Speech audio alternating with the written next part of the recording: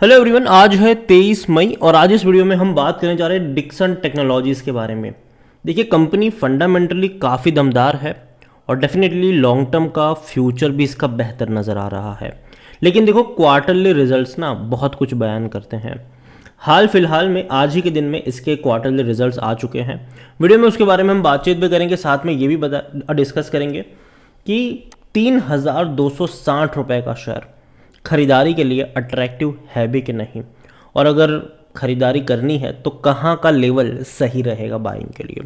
Video को शुरू करें उससे पहले अगर आपने अभी तक चैनल को सब्सक्राइब नहीं किया है तो प्लीज़ अभी इसे सब्सक्राइब कर लीजिए, क्योंकि आगे भी बहुत सारे वीडियोस हैं जो आपको काफ़ी ज़्यादा हेल्प करेंगे। तो डिक्सन टेक्नोलॉजी 3,260 रुपये का शेयर एक महीने में बढ़िया तेज़ी थी। एक झटके में भागा था, नतीजे से पहले इसने भागना शुरू कर दिया था। एक्सपेक्टेड था कि रिजल्ट्स अच्छे आएंगे और ये भाग रहा था। बेहतर तेज़ी हमें यहाँ पर देखने को मिल रही थी और यहाँ पर आप देखिए लंबे समय तक ये अटक रहा था 2,800-2,700 रुपये के बीच में और एकदम से तेज़ी पकड़ी और अभी भी अगर आप देखोगे तो एक महीने का हाईएस्ट प्राइस 3,260 रुपये के आसपास है। एक साल की अगर हम बात करें तो 5.5% की अभी भी गिरावट है और कहाँ से गिर कर आया तो 4,600 रुपये से, और एक बड़ी गिरावट बनी थी और शेयर गया था 2,600 के करीब।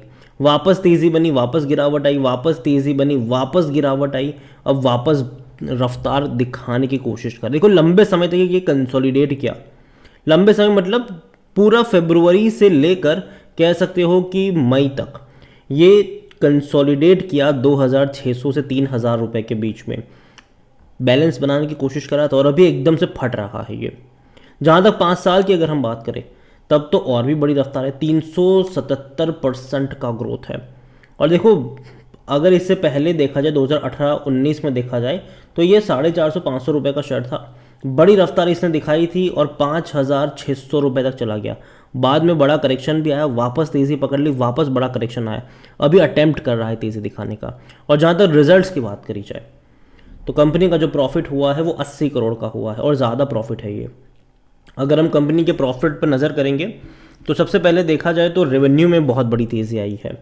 3,065 करोड़ का रेवेन्यू रहा है, जो इससे पहले के क्वार्टर में 2,400 करोड़ हुआ करता था। मतलब 27% का ग्रोथ आया है रेवेन्यू में, अच्छी बात है। पिछले क्वार्टर के मुकाबले हम बात कर रहे हैं यहाँ पर। प्रॉफिट आप देखो 80 करोड़ का रहा है जो 50 करोड़ था, मतलब 55% का इनका जंप आया है प्रॉफिट में। ईपीएस भी देखा जाए तो वहाँ पर ही 55% का जंप है। अगर पिछले साल से कंपेयर करेंगे तब शायद थोड़ा सा कम रेवेन्यू है, क्योंकि पिछले साल इसी क्वार्टर में 2,955 करोड़ के आसपास का इनका था रेवेन्यू, जो इस बार 3,065, मतलब तकरीबन 4% की तेज़ी आई है पिछले साल से कंपेयर करोगे तो। और पिछले साल इसी क्वार्टर में तकरीबन 63 करोड़ का प्रॉफिट था, तो इस बार 80 करोड़ का है, 28% का ग्रोथ है। तो पिछले साल से कंपेयर करो या पिछले क्वार्टर से कंपेयर करो, प्रॉफिट इनके अच्छे हैं, ये बात है यहाँ पर। अगर मैं पूरे साल का भी यहाँ पर कंपेयर कर रहा हूँ तो भी बेहतर है यहाँ पर। अब देखो, फाइनेंशियल ईयर 2022 में इनका जो टोटल रेवेन्यू था वो 10,700 करोड़ का था, जो 2023 में 12,195 करोड़ से भी ज़्यादा करा, मतलब 14% का जंप आया। अगर हम एन्यूअल यहाँ पर काउंट करते हैं तो सेम चीज़ प्रॉफिट को लेकर करी जाए तो 190 करोड़ का जो प्रॉफिट था वो बढ़ के हो चुका है 255 करोड़, 34% का जंप है, तो अच्छी बात है यहाँ पर। और देखो, कंपनी ने डिविडेंड भी अनाउंस किया है। कितना रुपए का डिविडेंड यहाँ पर अनाउंस हुआ है तो 3 रुपये पर शेयर का डिविडेंड कंपनी ने अनाउंस किया हुआ है, जो कि अच्छी बात है। डिविडेंड लेकिन हालांकि बहुत कम है, लेकिन फिर भी डिविडेंड पे कर रहा है। कंपनी की वेबसाइट पर अगर हम डिक्सन टेक्नोलॉजी की देखो, कंपनी करती क्या है। कंपनी जो है ना वो अलग अलग डिवाइसेस बनाती है यहाँ पर। उसमें से कंज्यूमर इलेक्ट्रॉनिक्स में आप टीवी की बात कर लो, होम अप्लाइंसेज में आप वॉशिंग मशीन की बात कर लो, डिश वॉशर की बात कर लो, कई तरीके के आते हैं। लाइटिंग सोल्यूशन में बल्ब वगैरह, एलईडी वगैरह की बात कर लो, मोबाइल फ़ोन्स की बात कर लो, यहाँ पर सीसीटीवी कैमरा वगैरह की बात कर लो।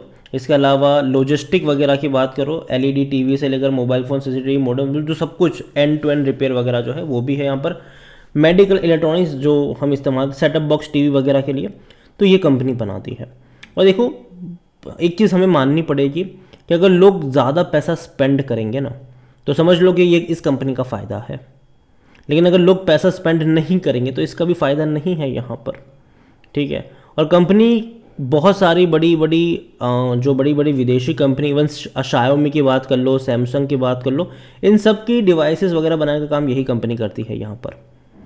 तो बड़ी बात है और उम्मीद करेंगे कि आने वाले दौर में ये और बड़े पैमाने पर अपने आप को एक्सपांड करेंगे, डेफिनेटली करेंगे। डिक्सॉन के बारे में देखा जाए तो वॉल्यूम इसके 9 लाख के आसपास देखने को मिल रहे हैं। इतना ही नहीं, अगर हम नज़र करें कंपनी में तो according to Moneycontrol user 5% लोग कह रहे हैं कि बेचो, 79% लोग कह रहे हैं खरीदारी करो, 16% लोग कह रहे हैं होल्ड करो। कंपनी में डिविडेंड की जब बात करें तो इस बार 3 रुपये का डिविडेंड पे किया है, पिछले साल 2 रुपये का पे किया था, उससे पहले 1 रुपये का पे। तो देखो डिविडेंड से कुछ पैसा नहीं बनेगा यहाँ पर, जाहिर सी बात है, लेकिन शेयर ने परफॉर्म अच्छा किया है। देखो बहुत तेज़ी से ग्रोथ कर रहा है ये, और यही वजह है कि शेयर प्राइस भी आपको तेज़ी से बढ़ता नजर आ रहा है यहाँ पर। देखिए यहाँ पर 2,985 करोड़ का रेवेन्यू था, 4,400 करोड़ तक गया, वो 6,450 करोड़ रहा, फिर सीधा 10,695 करोड़। अभी परसेंटेज वाइज जो ग्रोथ है ना वो थोड़ी सी रुकी है, और यही वजह है कि आपको शेयर प्राइस में भी गिरावट देखने को मिल रही है। देखिए 2022 के में अगर आप देखोगे, 2022 और 2023 के अगर हम रेवेन्यू की बात करने जाए परसेंटेज वाइज, तो जंप हमें देखने को मिल रहा है सिर्फ और सिर्फ 13 से 14% का। लेकिन अगर आप कंपेयर करोगे ना 2020 से 21 का जंप और 21 से 22 का जंप, तो वो आपको देखने को मिलेगा 50% से लेकर 80% का। तो यही वजह है कि इस बार ग्रोथ कम हुई है, रेवेन्यू कम हुआ है। प्रॉफिट की बात करें हम, तो प्रॉफिट भी आप देखो कि 60 करोड़ था, 120 रहा, फिर 160 रहा, फिर 190 करोड़ रहा, और अभी अगर आप देखो तो अच्छा प्रॉफिट है, ख़राब नहीं है, 255 करोड़ अच्छा प्रॉफिट है, मतलब मार्जिन इंप्रूव हुए हैं अब के बारे में, ये हम कह सकते हैं। डिक्सॉन के बारे में अगर हम बात करने जाए तो पी रेशो 80 का है, महंगा है ये, सेक्टर पी 63 का है। और देखो मुझे लगता है कि कलेक्शन शायद बन सकता है, रिजल्ट्स भले ही इनके अच्छे आए हैं, लेकिन ये एक्सपेक्टेड था, और यही वजह है कि जिसके चलते ना शेयर ऑलरेडी पिछले 1 महीने में देखो तो भाग गया था ये। तो जाहिर सी बात है, मुझे नहीं लगता कि अब एक बहुत बड़ी तेज़ी की तरफ ये जाएगा। मुझे लगता है कि अगर तेज़ी आती भी है तो 1-2% की तेज़ी रहेगी यहाँ पर, लेकिन मैं बहुत बड़ा ग्रोथ एक्सपेक्ट नहीं कर रहा हूँ अभी शॉर्ट टर्म के होराइजन को लेकर, लेकिन लॉन्ग टर्म में बेहतर है, और ख़रीदारी के मौके डेफिनेटली बनेंगे यहाँ पर, लेकिन 3,275 पे नहीं, ना ही 3,500 पर। मुझे लगता है कि अगर 2,700 रुपये के आसपास डिक्सन टेक्नोलॉजी का शेयर आपको मिलता है तो वहाँ पर खरीदारी के मौके ढूंढने चाहिए, क्योंकि अगर ये 2,700 पे जाएगा ना तो इसका जो पी रेशो थोड़ा सा नीचे की तरफ जाएगा, जो कि सेक्टर पी के आसपास आपको देखने को मिलेगा। तो एक सस्ता कह सकते हैं, मतलब ना ही सस्ता ना ही महंगा, सिंपल सी बात है। 55% एनालिस्ट कहते हैं खरीदारी करो। जहाँ तक बात करें शेयर होल्डिंग की, तो भैया प्रमोटर के पास 34% की होल्डिंग है, कम है ये। 11.99% है म्यूचुअल फंड के पास, 11.77% है अदर डोमेस्टिक इंस्टीट्यूशन के पास, 12.05% है एफआईएल्स के पास, रिटेल और अदर की मिलाकर बनती है 30.14% की होल्डिंग, जिनमें से रिटेल इन्वेस्टर 14.15% की होल्डिंग लेकर बैठे हुए हैं। देखिए ओवरऑल मुझे डिक्सन टेक्नोलॉजी अच्छा लगता है ये शेयर। इवन मेरी बाइंग की रिकमेंडेशन थी जब ये सस्ता मिल रहा था, लेकिन जब ये महंगा हो गया मैंने कहा था भैया अब मैं नहीं पढ़ने वाला हूँ।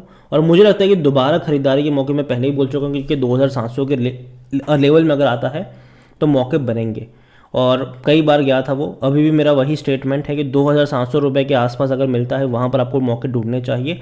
और देखो अभी भी मुझे लगता है कि डिमांड में एक श्रिंक आएगा, क्योंकि देखो यूएस से ना अभी भी थोड़े बहुत झटके लगने बाकी है हमको, और मुझे लगता है कि जो लोन की जो कहते हैं ना कि इंटरेस्ट रेट की मैं बात करूँ तो वो बढ़े जो है ना कहीं एक डिमांड में श्रिंक ऑलरेडी है। जिस तरीके से लोगों की जॉब्स जा रही है ना, डिमांड में श्रिंक ऑलरेडी है।